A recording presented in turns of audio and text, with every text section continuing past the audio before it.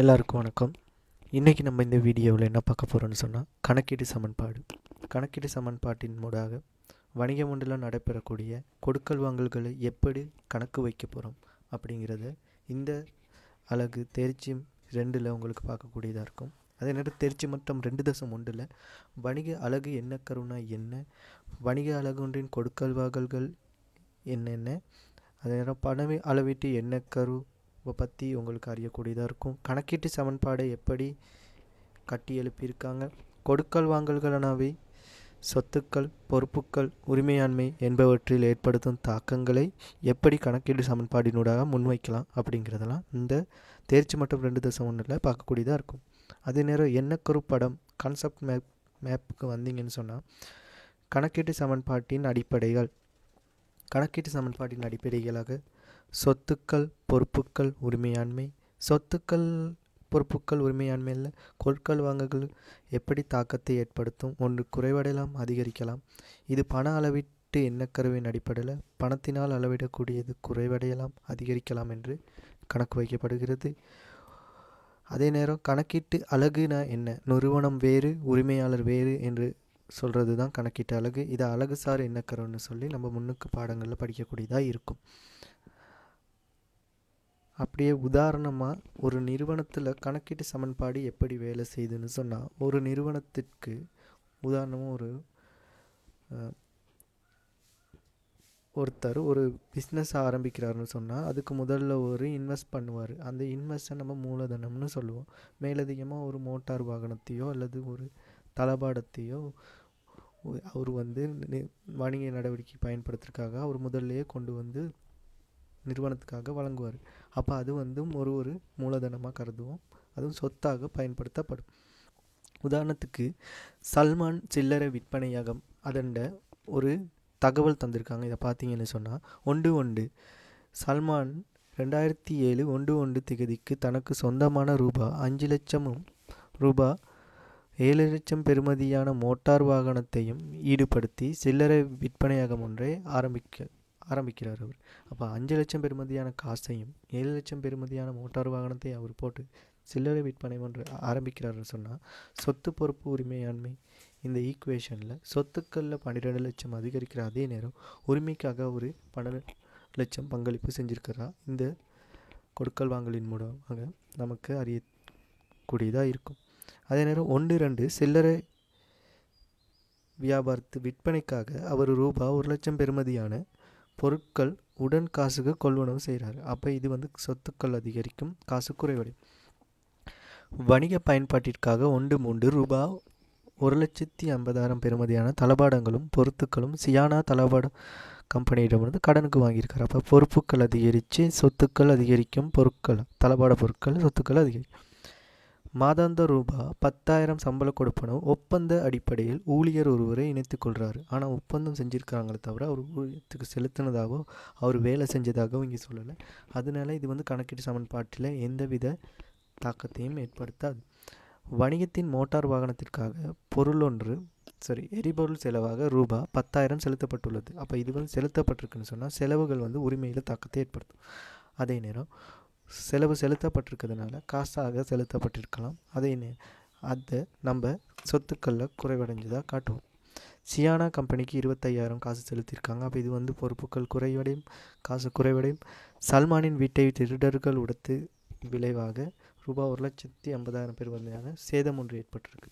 இது சல்மானின் தனிப்பட்ட ஒரு நட்டம். இது கணக்கீடு சமன்பாட்டில் எந்தவித தாக்கத்தையும் ஏற்படுத்தாது. இதை சொல்லுவது தான் அழகுசார் எண்ணக்கருன்னு நம்ம சொல்கிறோம். இந்த கொடுக்கல் வாங்கல்களில் உரிமையாண்மை மற்றும் பொறுப்பு சொத்துக்களில் தாக்கத்தை ஏற்படுத்தாத விஷயங்கள்னு சொன்னால் ஒப்பந்த அடிப்படையில் உரியல் ஒருத்தர் இணைத்திருக்காங்க. சல்மானின் தனிப்பட்ட நட்டம் இதில் கணக்கில் வைக்கப்படாது.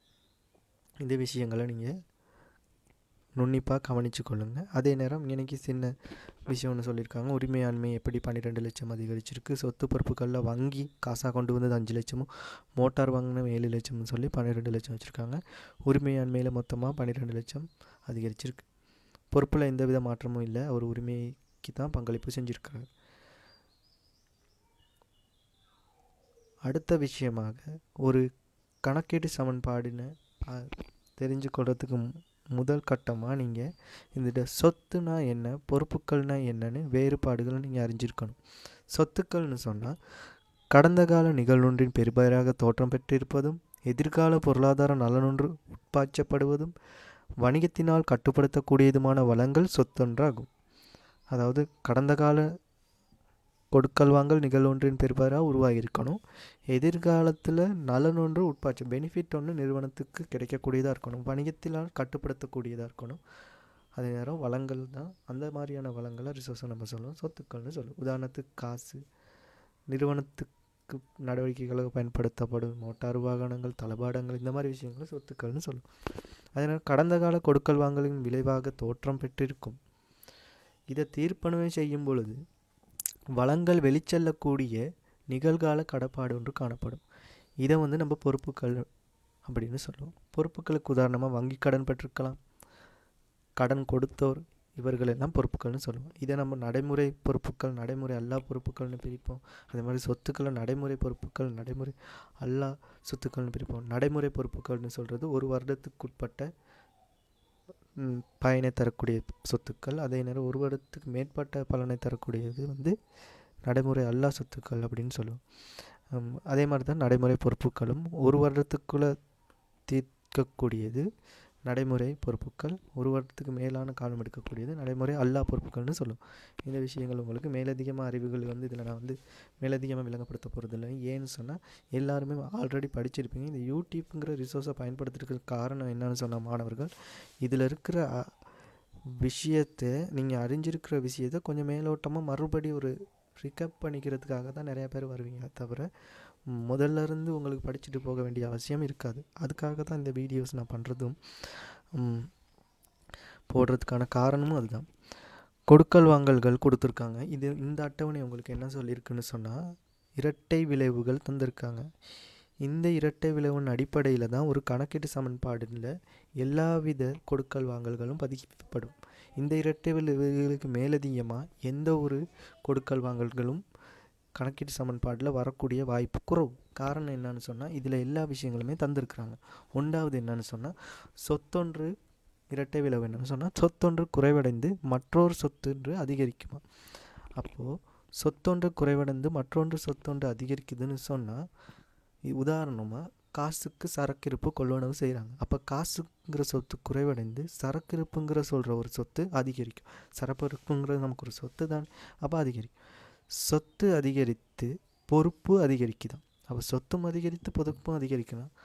கடனுக்கு சரக்கிருப்பு கொள்வனவு செஞ்சால் கடன்பட்டவருங்கிற ஒரு பொறுப்பு அதிகரித்து சரக்கிருப்புங்கிற ஒரு சொத்து அதிகரிக்கும். அதே மாதிரி சொத்து குறைவடைந்து பொறுப்பு குறைவடைது. அப்போ நம்ம கடன் கொடுத்தவருக்கு நம்ம காசு செலுத்துகிறோம்னு சொன்னால் சொத்தும் குறைவடைஞ்சு காசாக பொறுப்பும் அவரோட குறைவடையும். அதே நேரம் வங்கி கடன் செலுத்துறது, இந்த மாதிரி விஷயங்களிலும் இந்த இரட்டை விளைவுக்கு பதிவுகள் செய்யலாம். நம்ம 4வது இரட்டை விளைவு சொத்து அதிகரித்து உரிமையும் அதிகரிக்குதான். அப்போது சொத்துலையும் அதிகரிப்பு ஏற்பட்டு உரிமையிலையும் அதிகரிப்பு ஏற்படுதான்.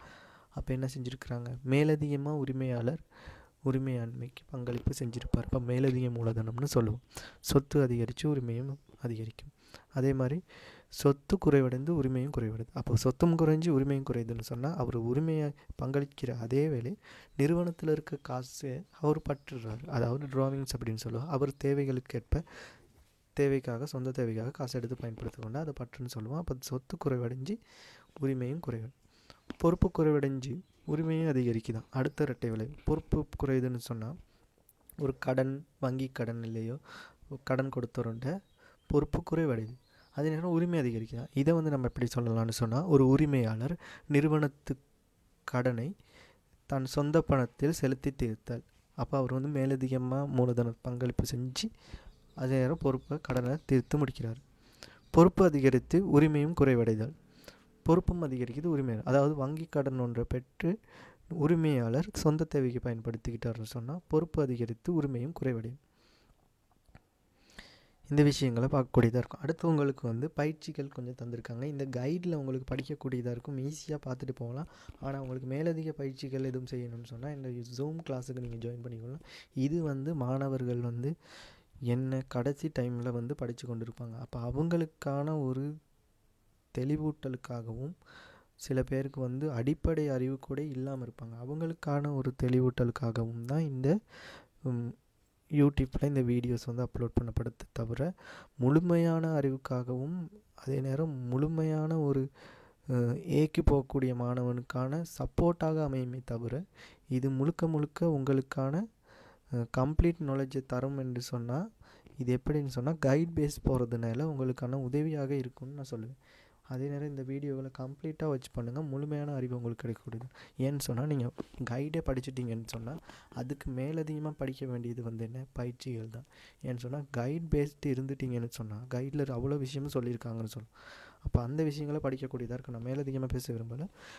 பயிற்சிக்கு போகணும்னு சொன்னால், கொடுக்கல் வாங்கலினூடாக வணிகத்தில் உரிமையில் தாக்கத்தை ஏற்படுத்தும் கொடுக்கல் வாங்கலை மட்டும் கண்டுபிடிச்சி இதில் உங்களுக்கு ஆன்சர் சொல்லியிருக்காங்க.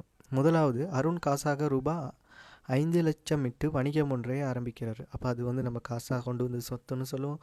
உரிமையாண்மைக்கு பங்களிப்பு செஞ்சது மூலதனமாக 5 லட்சம் கொண்டு வந்திருக்காருன்னு சொல்லுவோம். அருண் தனது தந்தையின் உரிமையிலிருந்து பெற்ற ரூபாய் 1 லட்சம் பெறுமதியான கட்டடம் ஒன்று வணிகத்தின் நடவடிக்கையாக பயன்படுத்துகிறார். அப்போ இந்த கட்டடத்தையும் நம்ம ஒரு மூலதனமாக தான் கருதுவோம். அப்போ உரிமைக்கு இவரும் பங்களிப்பு செஞ்சுருக்காரு. அப்போ உரிமையாண்மையில் இது தாக்கத்தை ஏற்படுத்தும். அடுத்தது, வணிக நடவடிக்கைகளுக்காக ரூபாய் 8 லட்சம் பெறுமதியான மோட்டார் வண்டி ஒன்று கொள்வனவு செய்யப்பட்டது. இது வந்து ஒரு சொத்து கூடி சொத்து குறைவடையுமே தவிர, அதே நேரம் கடனுக்கு கொள்வ செஞ்சிருந்த சொத்து கூடி பொறுப்பு கூடுமே தவிர, இது வந்து உரிமையில் எந்தவித தாக்கத்தையும் ஏற்படுத்தாது. வணிகத்தின் பயன்பாடு கருதி ரூபாய் 1 லட்சம் பெறுமதியான உபகரணங்கள் கமலனிடம் இருந்து கடனுக்கு பெற்றிருக்கிறாங்க. வணிக பயன்பாடு கருதி ரூபாய் 1 லட்சத்து பெறுமதியான கமலனிடம் கொள்வனவு செஞ்சுருக்காங்கன்னா சொத்து கூடி பொறுப்பு அதிகரிக்கும். விற்பனை கருதி 40,000 பெறுமதியான பொருட்கள் காசுக்கு கொள்வனவு செஞ்சுருக்காங்க. இது காசு கூடி காசு குறைந்து பொருட்கள் பெறுமதி அதிகரிக்கும். அடுத்தது சொல்லியிருக்காங்க, பின்வரும் கொடுக்கல் வாங்கல்களின் உரிமையாண்மையிலும் சொத்துக்களிலும் குறைவை ஏற்படுத்தும் கொடுக்கல் வாங்கல்களை தெரிவு செய்யும். வங்கியிலிருந்து கடனாக ரூபாய் 2 லட்சம் பெற்றா இது வந்து உரிமையாண்மையில் சொத்துலையும் எந்தவித மாற்றத்தையும் ஏற்படுத்தாது. வங்கி கடன் பெற்றது காசில் அதிகரிக்கும். வங்கி கடன்கிறது ஒரு பொறுப்பு அதிகரிக்கும். உரிமையிலும் சொத்திலும் எந்தவித குறைவையும் ஏற்படுத்தாது. சரக்கு ரூபாய் 50,000க்கு உடன் காசு கொள்வனவு செஞ்சப்பட்டிருக்கு. அப்போ காசு குறைஞ்சி இருப்பு அதிகரிக்கும். அப்போ சொத்துலேயே மாற்றங்கள் ஏற்படுமே தவிர உரிமையும் சொத்தும் குறைவடையாது. உரிமையாளர் ரூபாய் 10,000 பொருள் பற்று செஞ்சுருக்காரு. அப்போ சொத்துங்கிற சரக்கு இருப்பு குறைவடைஞ்சு உரிமையில் வந்து 10,000 குறைவடையும். வங்கியிலிருந்து பெற்ற கடனுக்கு ரூபாய் 30,000 மீளச் செலுத்தியிருக்காங்க. அப்போ இது வந்து வங்கி கடன்கிறது பொறுப்பு குறைவடையும், காசு குறைவடையுமே தவிர உரிமையிலும் சொத்துக்களும் இரு விஷயங்களும் ஒரே நிலையில் பங்களிப்பு செய்யாது. கடன் கொள்வனவு 40,000, இது பொறுப்பு அதிகரிக்கும், சொத்து அதிகம். பின்வரும் கூற்றுக்களில் ஒன்று தவிர்ந்த ஏனையவைகள் சரியானவைகளாம். பிழையான கூற்றை தெரிவு செய்யுங்க சொன்ன.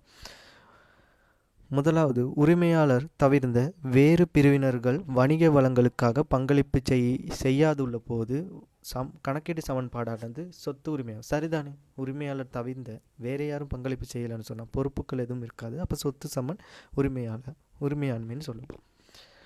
வணிகத்துக்கும் அதன் உரிமையாளர்களினாலும் அவர் குறித்தான ஏனைய வணிகங்களிடமிருந்து வேறுபட்ட தனிச்சையான வாழ்க்கை தன்மையான ஒன்று சரியான விஷயம். ஏன்னு சொன்னால் வணிகங்கிற உரிமையாளர் வேறு, அதே நேரம் அவர் நடத்திட்டு போகிற மற்ற வணிகங்கள், அதாவது மற்ற பிஸ்னஸ் அவர் நடத்திட்டு போகிறாருன்னா இந்த பிஸ்னஸ்லேருந்து அந்த பிஸ்னஸ் வேறுபடுறதாகத்தான் கருதப்படும். இதுதான் நம்ம அழகுசார் எண்ணக்கருன்னு சொல்கிறோம். பணத்தினால் அளவிடக்கூடிய நடவடிக்கைகளை கணக்குகளில் அறிக்கைப்படுத்தப்படுகின்றது. பண அளவீட்டு எண்ணக்கரு என்ன சொல்லுதுன்னா, பணத்தினால் அளவிடக்கூடிய அளவீடுகள் மட்டும்தான் அறிக்கை எடுத்தப்படணும் அப்படின்னு சொல்லுது. வணிகம் ஒன்றின் சொத்துக்களில் மாற்றம் ஏற்படுத்தும் அனைத்து வேலைகளிலும் கட்டாயமாக உரிமையில் குறைவொன்றையும் அல்லது அதிகரிப்பு ஒன்றையும் ஏற்படுத்தலாம். வணிகம் ஒன்று சொத்துக்களை ஏற்படுத்தக்கூடியது வங்கி கடன் பெறலாம், கடன் பட்டவரிடமிருந்து பொருட்கள் கடன் கொடுத்தவரிடம் பொருட்கள் வாங்கலாம். இந்த மாதிரி விஷயங்களிலும் வங்கி சொத்துக்களில் மாற்றங்கள் ஏற்படும். ஆனால் இங்கே சொல்லியிருக்காங்க உரிமையில் குறைவொன்றையும் அல்லது அதிகரிப்பு ஒன்றையும் ஏற்படுத்தலாம் அப்படிங்கிற பிழையான விஷயம். பொறுப்புகளிலையும் மாற்றத்தை ஏற்படுத்தும். வணிகத்தின் பொறுப்புகளின் மாற்றமானது சொத்துக்களின் மட்டுமின்றி உரிமையிலும் தாக்கத்தை ஏற்படுத்தும். சரிதானே. பொறுப்புகளில் ஒரு மாற்றம் ஏற்படுதுன்னு சொன்னால் அது உரிமையிலும் மாற்றம் ஏற்படுத்தலாம், சம்டைம் சொத்துக்களிலும் மாற்றம் ஏற்படுத்தலாம். அடுத்த விஷயம், பின்வரும் கூற்றுக்களில் உண்மையாயின் சரி எனவும் பிழையாயின் பிழை எனவும் அடையாளம் என்று சொல்லியிருக்காங்க. கணக்கு வைக்கும் பொழுது அழகுசார் எண்ணக்கருவை பயன்படுத்துதல் வேண்டும்.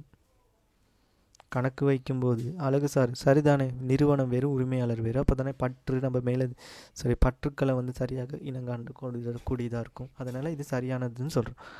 வணிகத்தின் மூலம் உரிமையாளரின் தனிப்பட்ட செலவுகள் கொடுக்கப்படல் வேண்டும். அதாவது உரிமையாளருக்கு ஒரு தனிப்பட்ட செலவுன்னு ஏற்படுதுன்னா, அவர் ட்ராவலிங்குக்காக அந்த வீட்டு செலவுகள், அந்த வீட்டு நஷ்டம் ஒன்று ஏற்படுதுன்னு சொன்னால், திருட்டு ஒன்று ஏற்பட்டு வீட்டு நஷ்டம் ஒன்று ஏற்படுதுன்னு சொன்னால் அந்த செலவுகள்லாம் வணிக செலுத்தணும்னு அவசியம் இல்லை. இது ஒரு பிழையான விஷயம். சொத்துக்கள் மாற்றம் அடைவது உரிமையில் அல்லது பொறுப்புகளின் தாக்கமொன்றி நடக்கும். சரிதானே, சொத்து மாற்றம் அடைவது உரிமையில் அல்லது பொறுப்புகளின் தாக்கத்தினால் ஆகும்.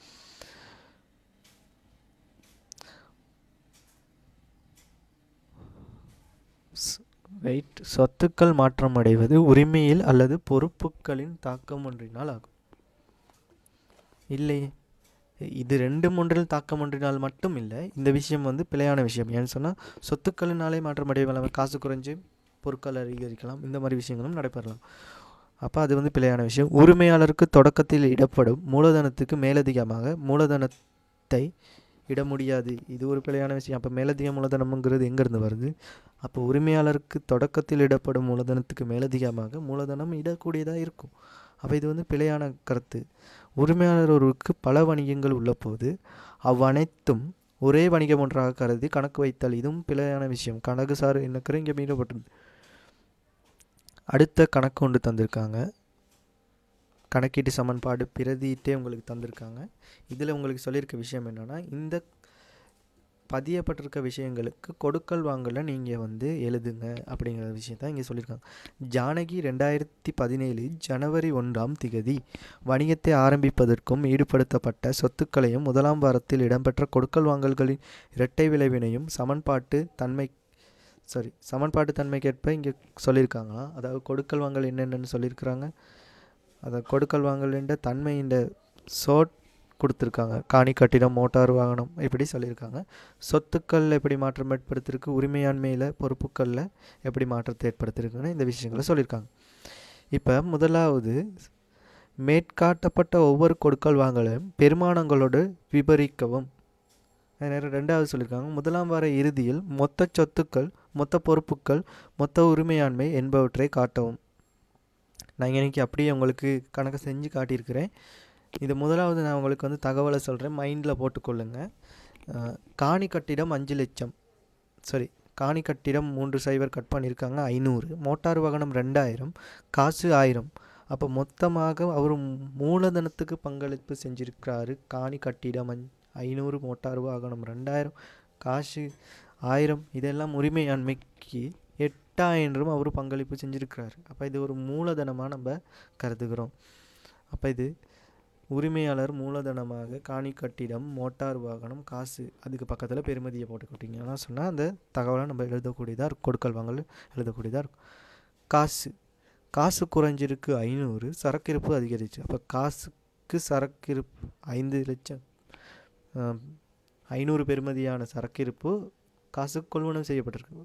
அலுவலக உபகரணம் அதிகரிச்சிருக்கு, காசு குறைஞ்சிருக்கு. அப்போ அலுவலக உபகரணம் 3 லட்சம் பெறுமதியானது காசு கொள்வனவு செய்யப்பட்டிருக்கு.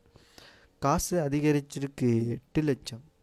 அதே நேரம் காசு பொறுப்புலையும் அதிகரிச்சிருக்கு, வங்கி கடன்னு சொல்லியிருக்காங்க. அப்போ வங்கி கடனாக 800 பெறப்பட்டுள்ளது, அதை 8 லட்சம் பெறப்பட்டுள்ளது அப்படின்னு சொல்லலாம்.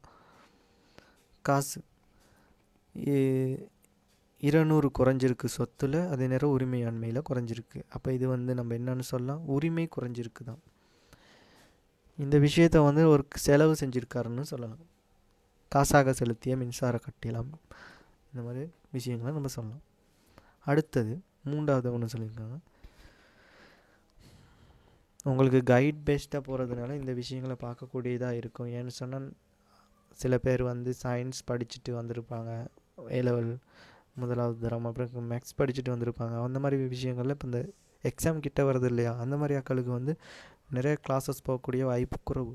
அவங்களுக்காக தான் எந்தவித புதிய நோட்ஸும் எட் பண்ணாமல் கைடில் இருக்க நோட்ஸுக்காகவே மெனக்கட்டு இந்த வீடியோ பண்ணுறேனே தவிர வேறு எந்த நோக்கத்துக்காகவும் புதிய நோட்ஸ் செட் பண்ணணுன்னு சொன்னால் அந்த நோட்ஸ் வந்து அவங்களுக்கு எடுத்துக்கொள்ளக்கூடிய வாய்ப்பு குறைவு. அப்போ அதனால் கைட் பெஸ்ட்டே போகணும்னு சொன்னால் அவங்களுக்கு வந்து கைடை மறுபடி திருப்பி பார்க்கக்கூடியதாக இருக்கும். அதனால் கைடில் வந்து மேலதிகமாக அவங்களுக்கு படித்து கொள்ளக்கூடியதாக இருக்கும். அதனால தான் கைட் நோட்ஸே படித்து கொடுத்துருக்கோம். அது 3வது கேள்வியை பார்த்தீங்கன்னு சொன்னால், செல்வா வணிகத்தின் 2017 ஜனவரி 1 கணக்கு மீதிகள் பின்வருமாறு இருந்தன. காணி கட்டிடம் 4,00,000 பேருந்து வண்டி வந்து 2,000, காசு 500, வங்கி கடன் 1,500. இப்போ இதில் வந்து காணி கட்டிடம், பேருந்து வண்டி, காசு இதெல்லாம் சொத்து, வங்கி கடன்கிறது பொறுப்பு. அப்போ சொத்துக்கள்லேருந்து பொறுப்புகள் போகணுன்னு சொன்னால் உரிமையாண்மை 4,000 உங்களுக்கு கண்டுபிடிக்கக்கூடியதாக இருக்கும்.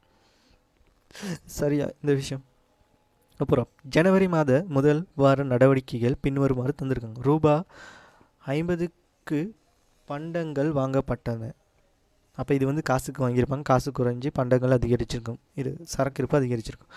வங்கி கடன்களில் பகுதி கொடுப்பனவாக ரூபா 500 செலுத்தப்பட்டுள்ளது. அதாவது வங்கி கடனுக்கு 500 செலுத்தியிருக்காங்க. அப்போ காசு குறைஞ்சி வங்கி கடன் பொறுப்பு குறைவடையும். அதே நேரம் ரூபா 250 பண்டங்கள் சந்திரனிடம் கடனுக்கு வாங்கப்பட்டன. அப்போ கடன் பட்டவங்கிற பொறுப்பு அதிகரிக்கும். காசு பண்டங்கள் அதாவது சரக்கிருப்பு சொத்துக்களில் அதிகரிக்கும். ரூபாய் 25 பெறுமதியான பண்டங்கள் அதன் வகை வேறுபாடு காரணமாக திருப்பி அனுப்பப்பட்டன. அதாவது வெளித்திருப்பம் செஞ்சுருக்காங்கன்னு சொன்னால் காசு அதிகரிக்கும். அதே நேரம் பொருட்கள் குறைவடையும். சரக்கிருப்பு மறுபடியும் அனுப்பிச்சாங்கன்னு சொன்னால் சரக்கிருப்பு குறைவடைஞ்சிடும் இல்லையா? அப்போ அது வந்து எதுங்க அது மாற்றத்தை ஏற்படுத்தணும்னு சொன்னால் மறுபடி காசுலேயே அதிகரிப்பு தான் அவர் ஏற்படுத்துவார். இது வந்து எனக்கு எந்த விஷயமும் சொல்லி இல்லை. இது வந்து கடனுக்கு வாங்கின பொருட்கள்னு சொன்னால் கடன் பட்டவர் குறைவார், காசுக்கு வாங்கின பொருட்கள்னு சொன்னால் காசு அதிகரிக்கும். சரியா? செல்வா தனது சொந்த தேவைகளுக்கென ரூபா 50,000 எடுத்திருக்கிறாரு. அப்போ இது வந்து பற்று உரிமை குறைஞ்சி காசு சொத்து குறைவடையும்.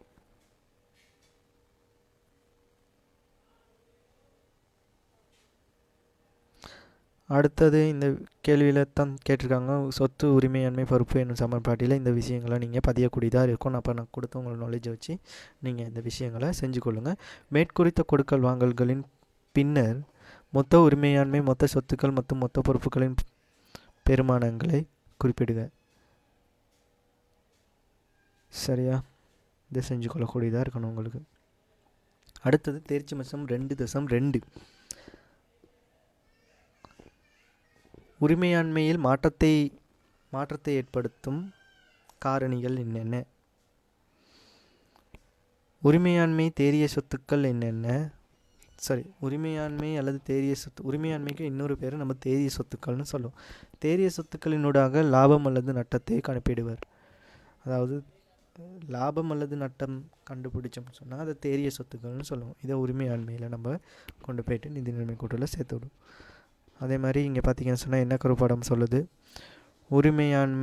உரிமையாண்மையில் இதில் வந்து உரிமையாண்மையை தான் நம்ம மேலதிகமாக படிப்போம். உரிமையாண்மையின் அறிமுகம் என்ன, உரிமையாண்மைனா என்ன அப்படின்னு சொல்லியிருக்காங்க. மாற்றமடைகின்ற முறை, உரிமையாண்மை எப்படி மாற்றமடையும்? ஒன்று அதிகரிக்கலாம், குறைவடையலாம். அதிகரிச்சுன்னு சொன்னால் வருமானம் அதிகரிச்சிருக்கலாம், மேலதிக மூலதனமாக நிறுவனத்துக்கு உரிமையாளர் காசுக்கோ அல்லது பொருளோ கொண்டு வந்திருக்கலாம். குறைவடைதுன்னு சொன்னால் செலவு செஞ்சுருக்கலாம் நிறுவனம், அதே நேரம் உரிமையாளர் பற்றிருக்கலாம், நிறுவனத்திலேருந்து காசை பொருட்களை அவர் எடுத்திருக்கலாம். அப்படின்னு சொன்னால் வருமானம் அதிகரிக்குதுன்னு சொன்னால் அதை நமது இல்லாமல் நட்ட கூற்றுகளை காட்டுவோம். அதேமாதிரி குறைவடைதுன்னு சொன்னால் செலவீனம், அதை நம்ம லாப நட்டத்து, இது ரெண்டும் வருமானமும் செலவினக்கும் இடையிலான வேறுபாடை நம்ம நிதி பெறுபேறு அல்லது லாப நட்டம்னு சொல்லுவோம். சரியா? இந்த விஷயங்கள் தான் இந்த கான்செப்ட் மேப்பில் சொல்லுது. அடுத்தது வணிகம் ஒன்று தனது செயற்பாட்டு கர்மங்களினூடாக வருமானத்தை உழைக்கின்றது.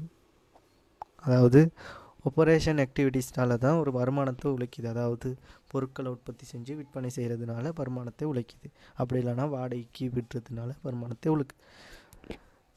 இதில் பார்த்தீங்கன்னு சொன்னால் வருமானங்கள்னா என்ன, செலவினங்கள்னா என்னன்னு சொல்லி நீங்கள் தெரிஞ்சிருக்கணும். அப்போ வருமானங்கள்னு சொன்னால் குறித்த நிதியாண்டில் வணிகத்தின் காசு உட்பாய்ச்சல் அல்லது சொத்துக்களின் பெறுமதியை அதிகரிக்கக்கூடிய, பொறுப்புகளை குறைக்கக்கூடிய தன்மையை கொண்ட உரிமையாளரின் பங்களிப்பு இன்றி, முக்கியமான பாயிண்ட் இதில், உரிமையாளரின் பங்களிப்பு இன்றி உரிமையை அதிகரிக்கும் காரணமாக அமையும் பொருளாதார நன்மைகளை அதிகரித்தல் வருமானங்கள் எனப்படும். இதில் உரிமையாளரின் பங்களிப்பு என்றின் சொத்துக்களை அதிகரிக்கக்கூடிய பொருளாதார நன்மைகள் பொறுப்புகளை குறைவடையக்கூடியதுமானது வருமானங்கள்னு சொல்லுவோம். சரியா? அதே நேரம் செலவினங்கள் அப்படின்னு சொன்னால் குறித்த நிதியாண்டில் வணிகத்திலிருந்து காசு வெளிப்பாய்ச்சல் அல்லது சொத்துக்கள் பெறுமதி குறைவடைதல் அல்லது பொறுப்பினை அதிகரிக்கக்கூடிய தன்மையுடைய உரிமையாளர் மேற்கொள்ளப்படுகின்ற வளங்கள் தவிர்ந்த உரிமையை குறைவடைவதற்கு காரணமாக பொருளாதார நன்மைகள் குறைவடைஞ்சிச்சுன்னு சொன்னால் அது செலவினங்கள்னு சொல்லுவோம். பொருளாதார நன்மைகள் குறைவடையணும், உரிமையாளரின் பங்களிப்பு இன்றி, அதாவது உரிமையாளர் பற்றுக்கள் இல்லாத மற்ற விஷயங்கள் செலவுகள் அப்படின்னு சொல்லுவோம். அதாவது உரிமையாளர் பற்று தவிர்ந்த மற்ற விஷயங்கள் செலவினங்கள் அப்படின்னு சொல்லுவோம். அதே நேரம் செலவுகள் செய்யப்பட்டிருக்கலாம். அதே நேரம் பொறுப்புகள் எப்படி அதிகரிக்குதுன்னு சொன்னால் குறித்த நிதியாண்டுக்கான செலவுகள் காசாக செலுத்திருக்கலாம். அப்படி செலுத்தப்படலைன்னு சொன்னால் பொறுப்பு அதிகரிக்கும். சரியா? அந்த நிதியாண்டுக்கான பொறுப்புகள் அதிகரித்து உரிமை குறைவடையும். அதனால் அதுகளையும் செலவினம்னு தான் நம்ம சொல்கிறோம். சரியா?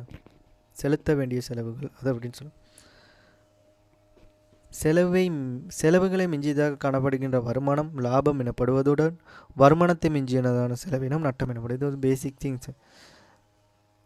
நிதியாண்டுக்குரிய வருமானங்களுக்கும் செலவினங்களுக்கும் இடையிலான வேறுபாடு நிதி பெறுபேறு அப்படின்னு சொல்லுவோம். இதை நம்ம லாப நட்டம்னு சொல்லுவோம். நிதியாண்டுக்குரிய வருமானத்துக்கும் செலவுக்கும் இடையிலான வேறுபாடை நம்ம லாப நட்டம்னு சொல்லுவோம். அப்படி இல்லைனா நிதி பேருன்னு சொல்லக்கூடியதாக இருக்கும். அடுத்தது என்ன சொல்லியிருக்காங்கன்னா, வணிகத்தின் உரிமையாளர் தனது தனிப்பட்ட பயன்பாட்டிற்காக வணிகத்திலிருந்து பெற்றுக்கொள்ளும் பொருட்கள் காசு அல்லது சொத்துக்களை பயன்படுத்தல் பற்று எனப்படும். ஒன்று காசு எடுத்திருக்கலாம், அப்படி இல்லைன்னு சொன்னால் பொருட்களை அவர் தேவைக்கு பயன்படுத்திருக்கலாம். இதை பற்றுக்கள் அப்படின்னு சொல்லுவோம். இது உரிமையாண்மையை குறைவடைய செய்யும். வணிகத்தின் இறுதி உரிமையாண்மை, அதாவது க்ளோசிங் கேபிட்டல் அப்படின்னு சொல்லுவோம். ஆரம்ப உரிமையாண்மை ஓப்பனிங் கேபிட்டல் கிடையிலான வேறுபாட்டை பற்றை கூற்றி, அதாவது ட்ரோவிங்ஸ் அப்படின்னு சொல்லுவோம். மேலதிக இட்ட மூலதனத்தை கழிப்பதன் மூலம், எடிஷனல் கேபிட்டல் இதை கழிப்பதன் மூலம் லாபத்தை பெறக்கூடியதாக இருக்குன்னு சொல்கிறாங்க. அப்போ இங்கே நீங்கள் பாருங்கள், அப்படியே ஒரு அட்டவணை மூலயமா அந்த ஈக்குவேஷனை உங்களுக்கு சொல்லியிருக்காங்க. இறுதி உரிமையாண்மை, அதாவது க்ளோசிங் நெட் அசெட் அப்படின்னு சொல்லுவோம். இறுதி தேறிய சொத்து அப்படின்னு சொல்லுவோம், க்ளோசிங் நெட் அசெட். அதே நேரம் ஆரம்ப உரிமையாண்மை, ஆரம்ப தேறிய சொத்து, opening net asset. Closing net அசெட்லேருந்து ஓப்பனிங் நெட் அசெட், ONA, CNAலேருந்து ONA கழிச்சோம்னு சொன்னால் ஒரு தொகை வரும். அந்த தொகையோட பற்றுக்களை கூட்டி நிறுவனத்திலிருந்து, அது செலவில்லை, அது உரிமையாளர் எடுத்த பணம், அது மறுபடியும் நிறுவனத்துக்கு சேரும். அப்போ அதை கூட்டினோம்னு சொன்னால் ஒரு தொகை வரும்.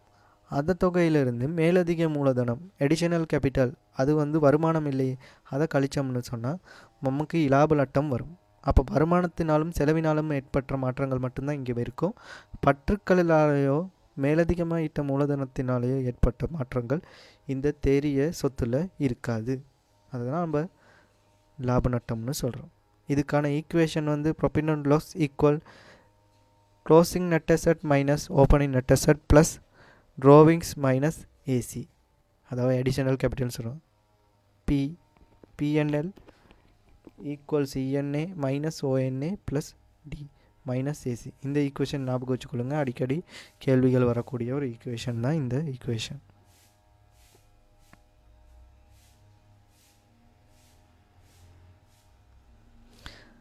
அந்த விஷயங்களை மேலதிகமாக பார்த்துக்கொள்ளுங்க. இங்கே நீங்கள் பாருங்கள், ஒரு சின்ன ஒரு நிகழ்வு, ஒரு செயற்பாடு தந்திருக்கிறாங்க. அதை உங்களுக்கு செய்யக்கூடியதாக இருந்துச்சுன்னு சொன்னால் பார்த்துக்கொள்ளுங்க.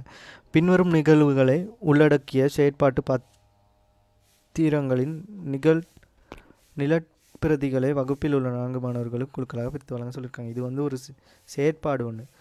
ஜனவரி 1 ரூபியா அழகு கலை நிலையம் ஒன்றை ஆரம்பித்ததுடன் அவரின் வணிகத்தில் முதல் வாரத்தில் பின்வரும் கொடுக்கல் வாங்கல்கள் இடம்பெற்றுள்ளன. அவரிடமிருந்து ரூபாய் 8 லட்சம் பெறுமதியான கட்டடத்தில் ரூபாய் 5 லட்சம் பணமாக முதலீடு செய்யப்பட்டு ஆரம்பிக்கப்பட்டது. அப்போ இவர் வந்து 8 லட்சம் கட்டிடத்தையும் 5 லட்சம் பணமாகவும் நிறுவனத்துக்கு முதலீடு செஞ்சுருக்காரு. 2 அழகுக்கலை கருமங்களுக்கு தேவையான ரூபாய் 2,25,000 பெறுமதியான பொருட்கள் கொள்வனவு செய்யப்பட்டது. அப்போ இது வந்து காசு கொள்வனவு. இப்போ காசு குறைவடைஞ்சு பொருட்கள் அதிகரிச்சிருக்கும். அழகுக்கலை சேவை வழங்கல் மூலம் ரூபாய் 1 லட்சம் பெறப்பட்டதுடன் அதற்காக பயன்படுத்திய பொருட்களுக்கான கிரயம் ரூபாய் 1 லட்சம் ஆகும். சேவை வழங்கல் ஒன்று செஞ்சுருக்காரு, அது 1 லட்சம் பெறப்பட்டதுடன் அதிலிருந்து 1 லட்சம் பெற்றிருக்காரு. அதுக்காக பயன்படுத்திய பொருட்கள் வந்து 1 லட்சம். அப்போ 1 லட்சங்கிற கிரயம் குறைவடைஞ்சு காசு அதிகரிக்கும் 1,50,000. இதில் ஏற்பட்ட அதிகரிப்பு 50,000 உரிமையில் மாற்றத்தை ஏற்படுத்தும் வருமானமாக. வணிக கர்மங்களை விரிவுபடுத்துவதற்கு மக்கள் வங்கியிலிருந்து 2 லட்சம் ரூபாய் கடன் பெறப்பட்டது. அப்போ கடன்கிறது ஒரு பொறுப்பு, வங்கி கடன் பொறுப்பு அதிகரிக்கும், அதே நேரம் காசும் அதிகரிக்கும். வணிகத்தின் தொலைபேசி கட்டணமாக 3,000 இருந்திருக்கு. மின்சார கட்டணம் ரூபாய் 2,000 என்பன காசாக செலுத்தப்பட்டு.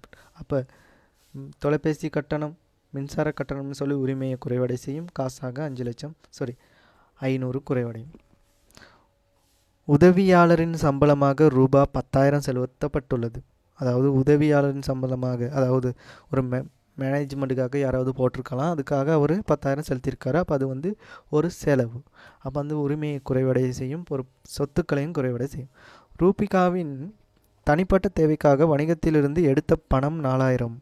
அப்போ இது வந்து காசு பற்று, 4,000ங்கிறது பற்று. அப்புறம் காசு குறைவடையும், உரிமையும் குறைவடையும். கடனுக்கு வழங்கிய சேவைகள் ரூபாய் 50,000 ஆகும். பயன்படுத்திய பொருட்கள் பெறுமதி ரூபாய் 40,000 ஆகும். அதாவது சேவை வழங்கியிருக்காரு 50,000க்கு, அப்போ அவர் 50,000 வருமானம் உழைச்சிருக்காரு. அதே நேரம் பொருட்களின் பெறுமதி வந்து 40,000. அப்போ இதுக்காக கிரயம் எவ்வளோன்னு சொன்னால் 40,000, உழைச்ச வருமானம் 50,000, அப்போ இடைப்பட்ட லாபம் 10,000. இது வந்து உரிமையாண்மையில் பங்களிப்பு செய்யும். இது வந்து உங்களுக்கு அக்கௌண்டிங் அந்த கணக்கீட்டு சமன்பாடை இன்னும் விரிவுபடுத்திய ஒரு விஷயம்தான் இங்கே தந்திருக்காங்க. மூலதனம், வருமானம், செலவு. மூலதனம், வருமானம், செலவு பொறுப்பு. அதாவது மூலதனம் ப்ளஸ் வருமானம் ப்ளஸ் செலவு. வருமானத்தை கழிச்சிட்டு பொறுப்புக்களை கூட்டிட்டு மறுபடி சொத்துக்களுக்கு ஈக்குவல் பண்ணுறது ஈக்குவேஷன். அந்த ஈக்குவேஷனை வந்து உங்களுக்கு மேற்கூட்டி தந்துருக்குறாங்க. இந்த ஈக்குவேஷனில் வந்து இந்த கணக்கை உங்களுக்கு பதியக்கூடியதாக இருந்துச்சுன்னு சொன்னால் இந்த கணக்கீட்டு சமன்பாடு உங்களுக்கு கம்ப்ளீட்டாக விளங்கியிருக்கு அப்படின்னு நான் தெரிஞ்சுக்கொள்ளலாம். அப்படின்னு சொன்னால் இந்த கணக்கில் பார்த்தீங்கன்னு சொன்னால் மூலதனம் காசாக கொண்டு வந்தது 500, கட்டடம் வந்து 800. அப்போ மூலதனத்தில் வந்து 1,300 தக்கத்தை ஏற்படுது. பொருள் விற்றுருக்கிறாரு 225, காசுக்கு விற்றுருக்கிறாரு. ஆகவே பொருள் கொள்வனவு செஞ்சுருக்காரு 225, காசு செலவழித்து 225 பெறுமதியான பொருட்களை வாங்கியிருக்கிறாரு. இப்போ பொருள் அதிகரிப்பு சொத்தில் தான் மாற்றத்தை ஏற்படுத்தும். அதே நேரம் பொருள் இருப்பு 1 லட்சம் பெறுமதியான பொருள் இருப்புக்கள் காசுக்கு 1,50,000க்கு விற்கப்பட்டிருக்குது. அப்போது செலவு கிரயம் வந்து 1 லட்சம். அதே நேரம் வருமானம் வந்து 1,50,000. இப்போ இதுக்கு இடைப்பட்ட பெருமானம் வந்து 50 நமக்கு வந்து இலாபமாக கருதப்படும். அதே நேரம் சொத்துக்களில் 2 லட்சம் அதிகரிச்சிருக்கு, வங்கி கடன் அதிகரிச்சிருக்குன்னு சொன்னால் காசாக வங்கி கடன் பெற்றிருக்கிறாரு 2,200,000. சரியா? அதே மாதிரி தொலைபேசி கட்டணம், மின்சார கட்டணம், செலவு. அதே நேரம் காசு 500 குறைஞ்சிருக்கும், 5 குறைஞ்சிருக்கும். சம்பளம் 10. அதனால் காசாக சம்பளம் செலுத்தி இருக்காரு. இன்றைக்கி ஒரு விஷயம், சம்பளம் இன்றைக்கி மைனஸ் பண்ணப்பட வேண்டும். ப்ளஸ் குறைவடைஞ்சிருக்கும், சம்பளம் அதிகரிச்சிருக்கும். அதனால் காசு பற்றிருக்கிறாரு, உரிமை குறைவடையும், சொத்துக்களும் குறைவடையும். விற்பனை 2 விற்பனை ஒன்று நடந்திருக்கு 50க்கு, அதன் கிரயம் வந்து 40. அப்போ விற்பனை கிரயம் 40, விற்பனை வருமானம் 50, இடைப்பட்ட லாபம் வந்து 10. சரியா? சரக்கிருப்பு கிரயம் வந்து 40 மைனஸ் பண்ணக்கூடியதாக இருக்கணும். கிரயத்தில் கடன் போட்டவர் வந்து அதிகரிப்பார் 50ன்னு சொல்லி இதை பேலன்ஸ் பண்ணி எடுத்தீங்கன்னு சொன்னால் மூலதனம் 1296, வருமானம் 200, அதே நேரம் செலவுகள் வந்து மொத்தமாக 155. வங்கி கடனோடு மட்டும்தான் இந்த தகவலில் சொல்லியிருக்காங்க. அப்போ அது மொத்த பொறுப்புகள் வந்து 200. மேலதிகமாக சொத்துக்களை பேலன்ஸ் பண்ணி எடுத்தீங்கன்னு சொன்னால் 1541 வரும்.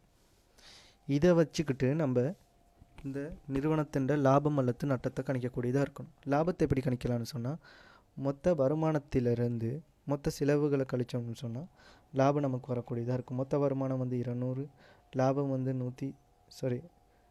செலவினம் வந்து 155. அப்போது நமக்கு வந்து 45ங்கிற லாபம் வரும். இதை வந்து நம்ம அந்த பேசிக் அக்கௌண்டிங் ஈக்குவேஷனில் நமக்கு வந்து கிடைக்கக்கூடியதாக இருக்கும். அதாவது PNL equal CNA closing inventory minus opening inventory plus drawing minus மேலதிக மூலதனம். அடிஷனல் கேபிட்டல் இருந்துச்சுன்னு சொன்னால் அடிஷனல் கேபிட்டல். இங்கே அடிஷனல் கேபிட்டலை பற்றி எதுவுமே சொல்லல. அப்போ இதில் வந்து நமக்கு தந்திருக்க இறுதி தேறிய சொத்து நமக்கு தெரியும். இறுதி தேறிய சொத்தாக எதை சொல்லுவோன்னு சொன்னால் இறுதியில் காணப்படுற இந்த 1296ங்கிற இதுவும் இந்த பெறுமதியும், அதே நேரம் வருமானம் 200 மைனஸ் செலவுகளையும் கழிச்சோன்னு சொன்னால் 1341 வரும். இங்கே எனக்கு இந்த கைடில் தந்திருக்கிறது வந்து பிழையான விஷயம். எனக்கு வந்து ஒரு பிழை செஞ்சுருக்காங்க. 1300ன்னு போட்டிருக்காங்க. எனக்கு இது வந்து ஆரம்ப ஓப்பனிங் கேபிட்டல், இது வந்து இறுதி கேபிட்டல் வந்து இங்கே போடணும். ஆரம்ப தேறிய சொத்து வந்து 1300, இது தேறிய சொத்து வந்து 1341, இடைப்பட்ட வேறுபாடு 41, பற்றுக்களை கூட்டுன்னு சொன்னால் 4, லாபம் வந்து 45. அப்போ அதே 45ங்கிற பெறுமதி தான் இதுலேயும் வரக்கூடியதாக இருக்கும். இன்னும் சில பயிற்சிகள் இதில் தந்திருக்கிறாங்க. வணிகம் ஒன்றின் உரிமையில் தாக்கத்தை ஏற்படுத்துகின்ற கொடுக்கல் வாங்கல்களை மாத்திரம் உள்ளடக்கிய விடையினை தெரிவு செய்யுங்க அப்படின்னு சொல்லியிருக்காங்க. உரிமையாளரின் காணப்பட்ட ரூபாய் 4 லட்சம் பெறுமதியான காணி கட்டிடம் என்பன வணிக செயற்பாட்டில் ஈடுபடுத்தினா அது நம்ம மூலதனமாக சொல்லுவோம். அப்போ உரிமையை அதிகரிச்சிருக்கு. உரிமையாளரின் வீட்டு தொலைபேசி கட்டணம் ரூபாய் 50,000 வணிகத்தினால் பணத்திலிருந்து செலுத்தப்படாது. அப்போ இது வந்து பற்றா கருதுவோம். அப்போ இது வந்து உரிமையில் தாக்கத்தை ஏற்படும். வணிகத்தின் மின்சார கட்டணம் 1,50,000 செலுத்தப்பட்டால் இதுவும் வந்து காசில் குறைஞ்சி உரிமையில் குறைவடையும். வணிகத்தின் பயன்பாட்டிற்காக ரூபாய் 1,00,000 செலுத்தி கணினி ஒன்று கொள்வனம் செய்யப்பட்டது. அப்போ இது வந்து ஒரு உபகரண செலவு செஞ்சுருக்காங்க. இது வந்து வணிகத்தின் உரிமையாண்மையில் எந்தவித மாற்றத்தையும் ஏற்படுத்தாது. வணிகத்தின் நிலையான வைப்பிற்கு வட்டியாக ரூபாய் 20,000 கிடைச்சிருக்கிறான்.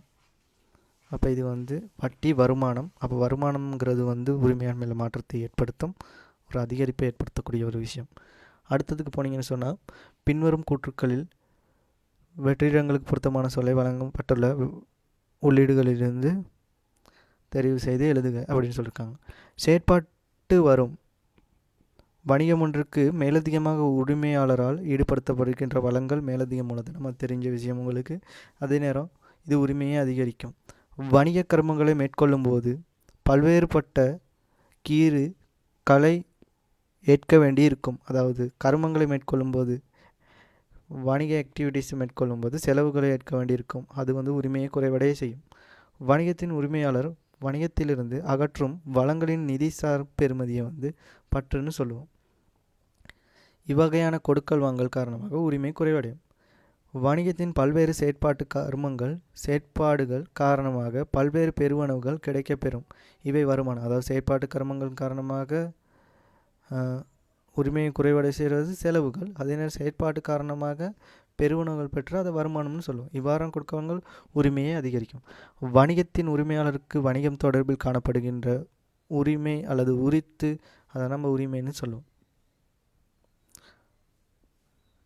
அடுத்து பின்வரும் கூற்றுக்களில் சரியான பிழையான சொல்லியிருக்காங்க.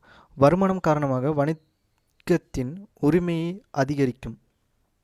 வருமானம் ஒன்று அதிகரிச்சுன்னு சொன்னால் உரிமையை அதிகரிக்க செய்யும். அது சரியான விஷயம் தானே. மேலதிக மூலதனம் இடுவப்படுவதால் உரிமை மாற்றம் அடையும். மேலதிக மூலதனம் இட்டதுனால உரிமை மாற்றம் அடையாது அப்படின்னு சொல்லியிருக்காங்க. உரிமை மாற்றம் அடையுமே. அப்போ இது வந்து பிழையான விஷயம், மாற்றமடையாதுன்னு சொல்லியிருக்காங்க. வருமானம் உழைக்கும் போது பல்வேறு செலவுகள் ஏற்க வேண்டியிருக்கும். பல்வேறு செலவுகள் வருமானம் செலவுகள் செஞ்சால் தானே வருமானம் உழைக்கக்கூடியதாக இருக்கும். அப்போ அது வந்து சரியான விஷயம். வங்கி கடன் எடுக்கும்போது உரிமை மாத்திரம் அதிகரிக்கும். இங்கே பிழையான விஷயம். வங்கி கடன் எடுக்கும்போது உரிமையில் எந்தவித மாற்றத்தையும் ஏற்படுத்தாது. பற்று காரணமாக வணிகத்தின் செலவு அதிகரிக்கும். பிழை. பற்றுக்கள் வந்து செலவாக கருதுறது இல்லை. ஜெயராமன் வணிகத்தில் 2017 1/1 காணப்பட்ட சொத்துக்கள் பொறுப்புகள் கீழே தரப்பட்டுள்ளன. காணி கட்டிடம் 5000, நிலையான வைப்பு 2000, காசு மீதி 1500, மோட்டார் வாகனம் 3000, சரக்கிருப்பு 1000, வங்கி கடன் 2000. 2017 ஜனவரி மாதத்தில் இடம்பெற்ற கொடுக்கல் வாங்கல்களின் பொழிப்பு கீழே தரப்பட்டுள்ளது. ரூபாய் 400 கிரயம் கொண்ட பொருட்கள் 600க்கு விற்று காசுக்கு விற்கப்பட்டது. ஊழியர் சம்பளம் செலுத்தியது 100. ரசிகாவிடம் கடனுக்கு கொள்வனவு செய்த சரக்குகள் 500. ரூபாய் 200 பெறுமதியான சரக்குகள் ரிமாஸிற்கு ரூபாய் 300க்கு கடனுக்கு விற்பனை செய்யப்பட்டுள்ளது. ஜெயராமனது வீட்டில் நடத்தப்பட்ட மதச்சடங்கு செயற்பாட்டுக்காக ரூபாய் 50 பெறுமதியான சரக்குகள் வணிகத்திலிருந்து. இது ஒரு பற்று செய்யப்பட்ட ஒரு பொருளாக தான் கருதப்படும். ஜனவரி மாதத்திற்காக கிடைக்கப்பட்ட மின்சார பற்றலின் பெறுமதி ரூபாய் 20. வங்கி கடனுக்கு செலுத்திய வட்டி 20. இந்த விஷயங்களை வந்து சொத்து உரிமையாண்மை பொறுப்பு எனும் சமன்பாட்டில் மேற்குறிப்பிட்ட கொடுக்கல் வாங்கலில் ஏற்படுகின்ற தாக்கத்தை எழுதி காட்ட சொல்லியிருக்காங்க. நான் இந்த விஷயத்தை மட்டும் உங்களுக்கு வந்து பதிஞ்சிருக்கேன். கீழே உள்ள இந்த ஈக்குவேஷனில் வந்து நீங்கள் பதிஞ்சு கொள்ளுங்கள். சரியா? மேலது உங்களுக்கு நான் முதல்ல சொல்லிக் கொடுத்தது வச்சு இந்த கணக்கு உங்களுக்கு செய்யக்கூடியதாக இருக்கும்னு நான் நினைக்கிறேன். நேரம் தேறிய சொத்துக்களை கணிக்க சொல்லியிருக்காங்க. லாப நட்டம் அதுகளை கணிச்சு கொள்ளுங்கள். அடுத்து சொல்லியிருக்காங்க, வணிகம் ஒன்றில் லாபம் உழைப்பதற்கும் காரணமாக அமைகின்ற பின்வரும் 3 துறைகளுக்கு தலா ஒவ்வொரு உதாரணங்களை வெவ்வேறாக தருக. வணிகம் ஒன்றின் வருமானம் உழைப்பதற்கு உதவுகின்ற பொருளாதார அணுகுகளின் தன்மைகள். வணிகத்தின் காசு உட்பாய்ச்சல், சொத்துக்கள் அதிகரித்தல், பொறுப்பு குறைவடைதல். இதுகளுக்கு உதாரணம் நீங்கள் சொல்ல தெரிஞ்சிருக்கணும். வணிகம் ஒன்றில் செலவினக்குரிய பொருட்கள் அனுகூலங்களின் தன்மை, வணிகத்திலிருந்து காசு வெளிப்பாய்ச்சல், வணிகத்தில் உள்ள சொத்துக்களின் பெறுமதி குறைதல், பொறுப்பு அதிகரித்தல். அந்த முதல்ல உள்ள கணக்குக்கான ஆன்சர் தான் இது. இதை நீங்கள் ஒரு ஸ்க்ரீன்ஷாட் சரி எடுத்து வச்சுக்கிறீங்கன்னு சொன்னால் அந்த கணக்கு உங்களுக்கு செய்யக்கூடியதாக இருக்கும். சரியா? அடுத்து தேர்ச்சி மஸ்தம் 3.3.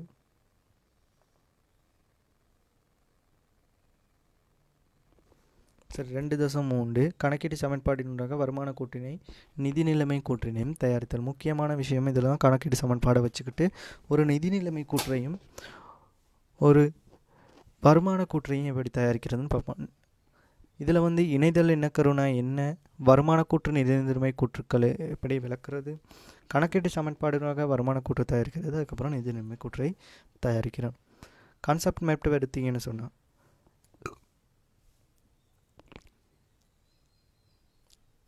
நிதிசார் கொடுக்கல் வாங்கல்கள் நிகழ்வுகள். நிதிசார் கொடுக்கல் வாங்கல்களை கணக்கீடு சமன்பாட்டில் பதியணும். அதை சொத்துக்கள் பொறுப்புகள் உரிமையாண்மைன்னு சொல்கிறோம். சொத்துக்களை நடைமுறை சொத்துக்கள் நடைமுறை அல்லாத சொத்துக்கள்னு சொல்கிறோம். அதே நேரம் உரிமையாண்மையே லாபம் பற்று மேலதிக மூலதனம் பிரிவுகள் இருக்குது. இந்த லாபத்தை நம்ம வருமான கூற்றுக்கு எடுத்துகிட்டு போகிறோம். அதே நேரம் வருமான கூற்றில் செலவினங்கள் வருமானங்கள்னு இணைதல் எண்ணக்கருவின் அடிப்படையில் பதிகிறோம். அதே நேரம் உரிமையாண்மையை வந்து நிதி நிலைமை கூற்றுக்கும் சொத்துக்களை வந்து நிதி நிலைமை கூற்றுக்கும் எடுத்துகிட்டு போகிறோம். அதனால் பொறுப்புகளையும் நடைமுறை பொறுப்புகள் நடைமுறை அல்லாத பொறுப்புகள்னு சொல்கிறோம்.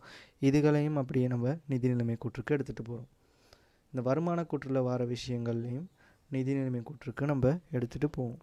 அதாவது கடைசியாக வர லாபத்தையும் உரிமையாண்மையில் காட்டுவதுனால.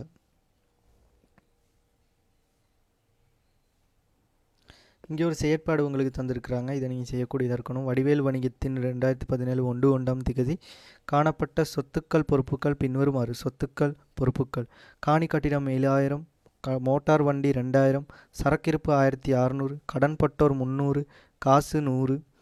பொறுப்புகள்: வங்கி கடன் 2500, கடன் கொடுத்தோர் 500. இந்த விஷயங்களை வந்து நீங்கள் கணக்கு வைத்து கணக்கீட்டு சமன்பாடு ஒன்று செஞ்சு அதுக்கப்புறமா வருமான கூற்று ஒன்றுக்கு மாற்றக்கூடியதாக இருக்கணும். இப்போ இங்கே இதுக்கான மேலதிக தகவல் தந்திருக்காங்க. ஜனவரி மாதத்தில் இடம்பெற்ற கொடுக்கல் வாங்கலின் சில தகவல்கள் கீழே தரப்பட்டுள்ளது. உடன் காசுக்கு ரூபா 300 பெருமானம் கொண்ட பொருட்கள் ரூபா 500க்கு விற்பனை செஞ்சுருக்காங்க. அப்போ 200 வந்து லாபம் இதில் உழைச்சிருக்காங்க. மோட்டார் வண்டிக்கு மாதாந்த பெருமான தேய்வு 50, இது ஒரு செலவு. வடிவேல் ரூபா 400 வணிகத்துக்கு மேலும், அப்போ இது ஒரு மேலதிக மூலதனம்.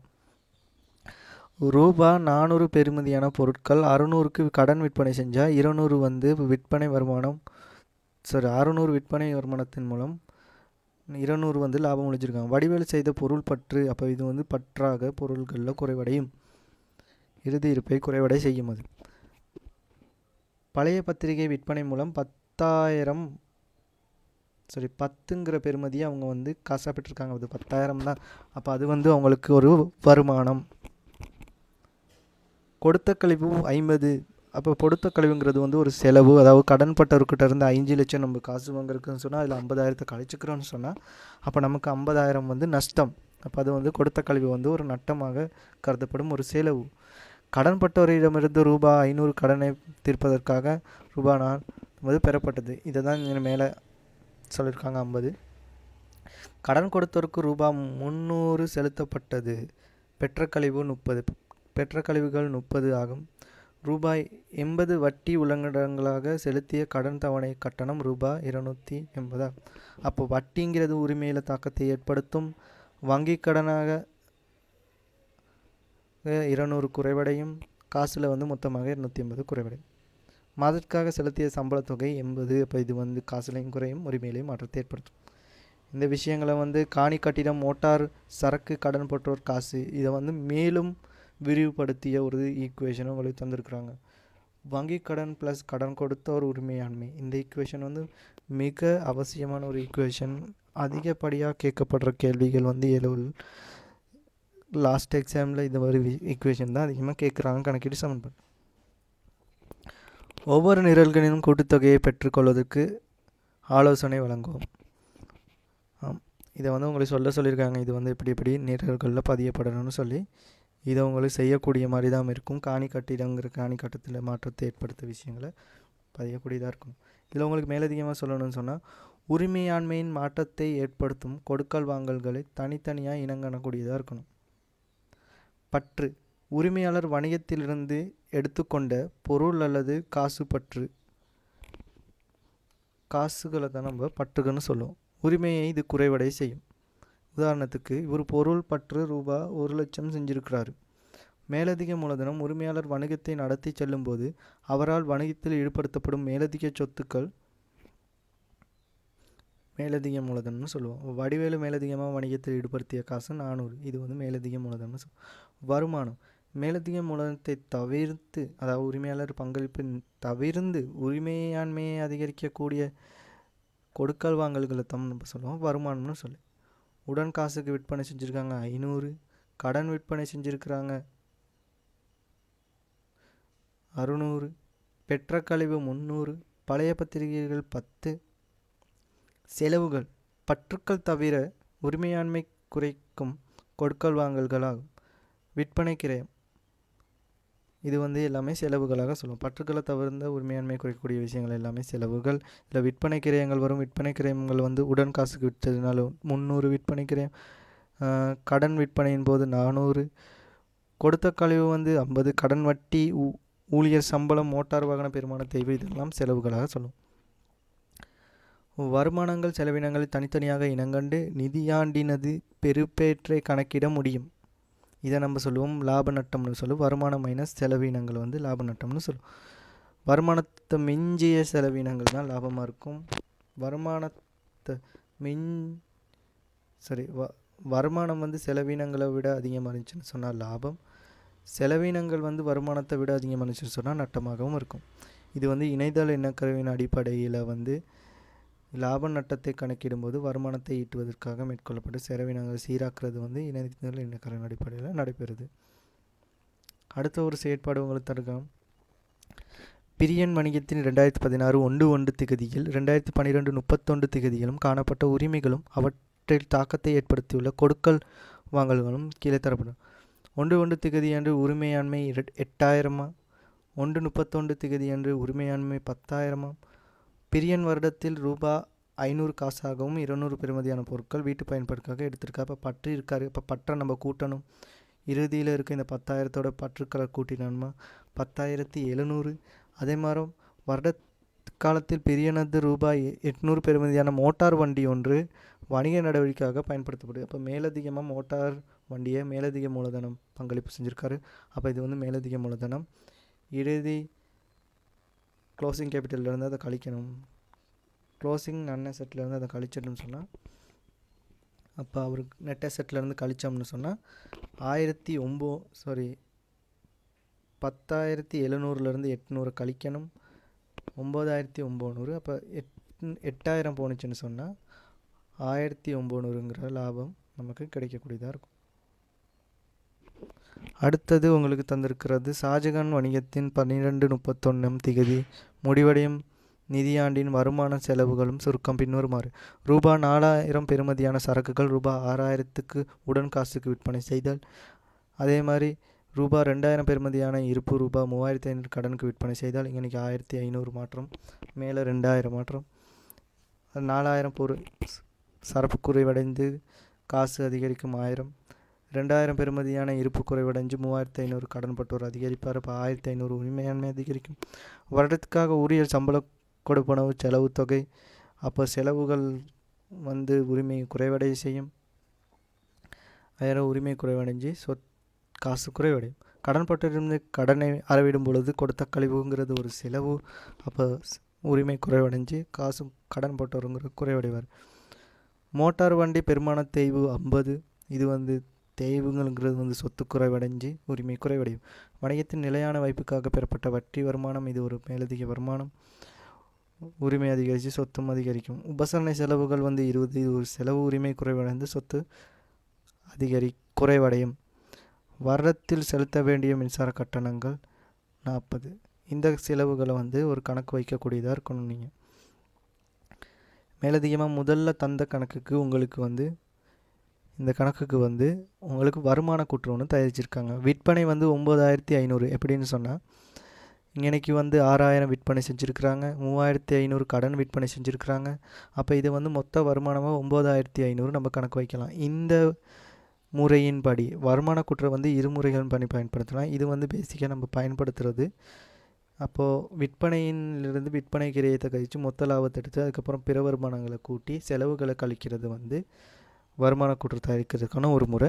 அதே நேரம் விற்பனை வருமானம், பிற வருமானங்களை, வைப்பு வட்டி இதெல்லாம் கூட்டி செலவுகளை மொத்தமாக கழிக்கிறது வந்து இன்னொரு முறை. சரியா? நான் இந்த முறையை மட்டும் உங்களுக்கு விளங்கப்படுத்திட்டு போகிறேன். ஏன்னு சொன்னால் அதுதான் நம்ம மேலதிகம் பயன்படுத்துவோம். அப்போ 3,500 6,000 கூட்டுன்னு சொன்னால் 9,500 விற்பனை வருமானம். விற்பனை கிரயம் 4,000 பெறுமதியான சரக்கும் 2,000 பெறுமதியான சரக்கும் விற்றுருக்காங்க. அப்போ 6,000 விற்பனை கிரயம். அப்போ மொத்த லாபம் வந்து 3,500. வைப்பு வட்டி, அதாவது நிலையான வைப்பு வட்டிக்கு பெற்ற வருமானம், வணிகத்தின் நிலையான வைப்பு வட்டிக்கு பெற்ற வருமானம் 80,000. அப்போ அது 80. அப்போ 3,580. செலவுகள் எடுத்துக்கிட்டீங்கன்னு சொன்னால் ஊழியர் சம்பளம், அதே நேரம் கொடுத்த கழிவு, பெருமான தேய்வு, உபசரணை செலவு, செலுத்திய மின்சார கட்டணம், இதெல்லாம் செலவுகளாக சொல்லுவோம். அப்போ 510 செலவுகள். 3,580லேருந்து 510 போணுச்சுன்னு சொன்னால் 3,070 இருக்கும். இந்த விஷயங்கள் உங்களுக்கு விளங்கக்கூடியதாக இருக்குதா? எப்படி வருமான கூற்று ஒன்று கணக்கீட்டு சமன்பாட்டுக்காக கொடுக்கப்பட்ட தகவல்களை வச்சு வருமான கூற்று ஒன்று தயாரிக்கக்கூடியதாக இருக்கும். இதில் வந்து மேலதிக மூலதனம் பற்றுக்கள் வந்தால் இங்கே வந்து எந்தவித தாக்கமும் ஏற்படுத்தாது.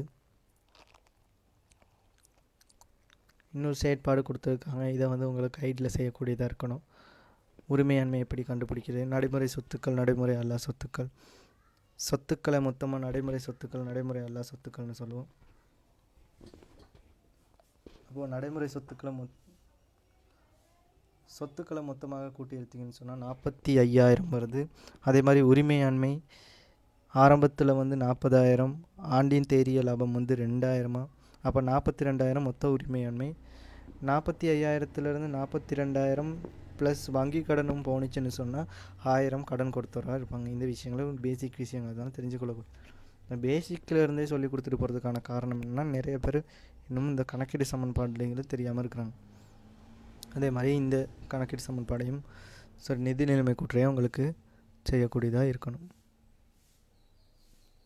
நிதி நிலைமை கூற்றுனா என்னன்னு சொல்லியிருக்கிறாங்க. அடுத்ததுதான் வணிகம் ஒன்றின் குறிப்பிட்ட திகதியில் காணப்பட்ட சொத்துக்கள், பொறுப்புகள், உரிமையாண்மை என்பவற்றிற்கான தொடர்பினை வெளிப்படுத்தக்கூடியது தான் நிதி நிலைமை கூற்று.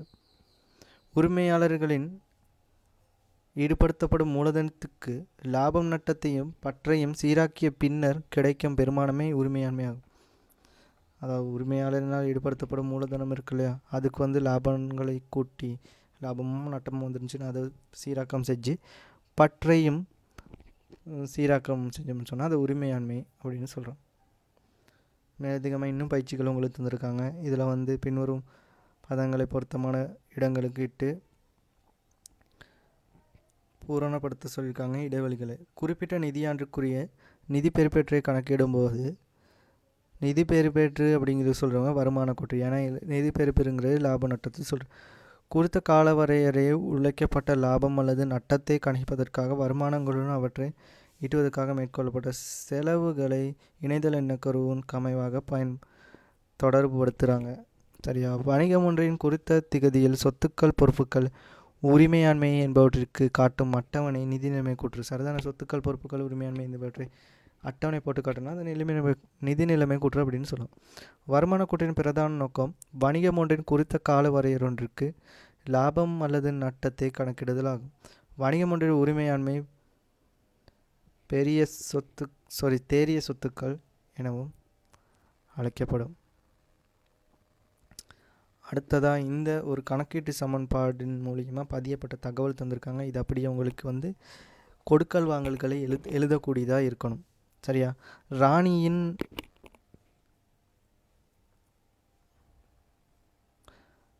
ராணியால் நடத்து செல்லப்பட்ட சில்லறை வியாபாரம் வணிகத்தின் 2019 ஜனவரி மாதத்தில் இடம்பெற்ற கொடுக்கல் வாங்கல் மாதிரிகள் கீழே தரப்படும். இதில் இருக்க கொடுக்கல் வாங்கல்கள் என்னென்னு நான் உதாரணமாக சொல்லிட்டு போகிறேன் உங்களுக்கு.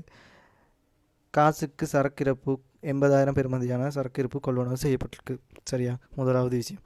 ரெண்டாவது 1,50,000 பெறுமதியான சரக்கிருப்புகள் 2,50,000 காசு கடனுக்கு விற்பனை செய்யப்பட்டுள்ளது. அப்போ உரிமை 1,00,000 அதிகரிக்கப்பட்டிருக்கு. சரியா?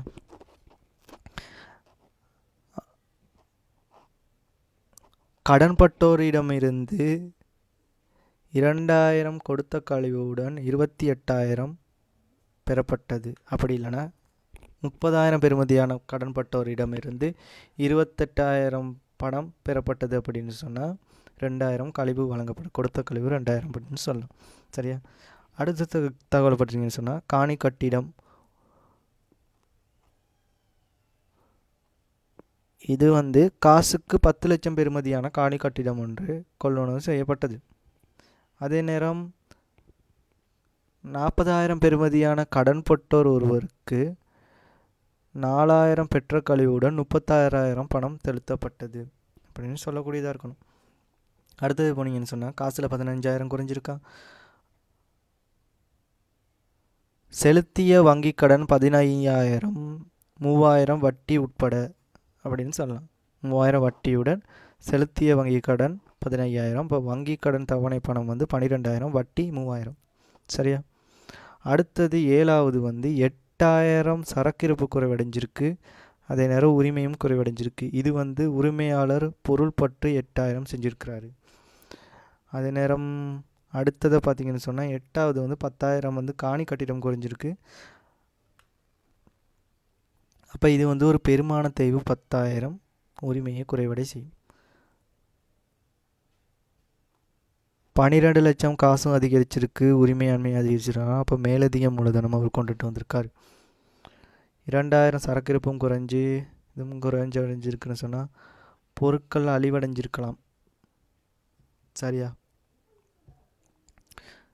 40,000 பொருட்கள் கடனுக்கு கொள்வனவு செஞ்சுருக்கலாம். அடுத்தது 12வது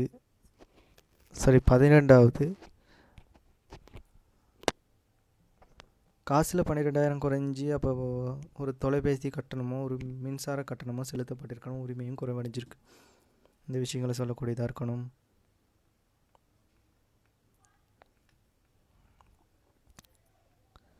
அடுத்தது 2019 வணிகத்தில் காணப்பட்ட சொத்துக்கள் பொறுப்புகள் பின்வருமாறு தந்திருக்கிறாங்க.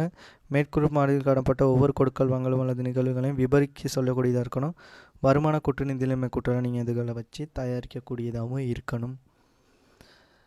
பின்வரும் கூற்றுக்களில் பிழையான கூற்றுக்களை தெரிவு செய்யும். தேறிய சொத்துக்கள் முறையில் லாபத்தை கணக்கிடும் பொழுது பற்றுக்கள் கழிக்கப்படல் வேண்டும் அப்படின்னு சொல்லியிருக்காங்க.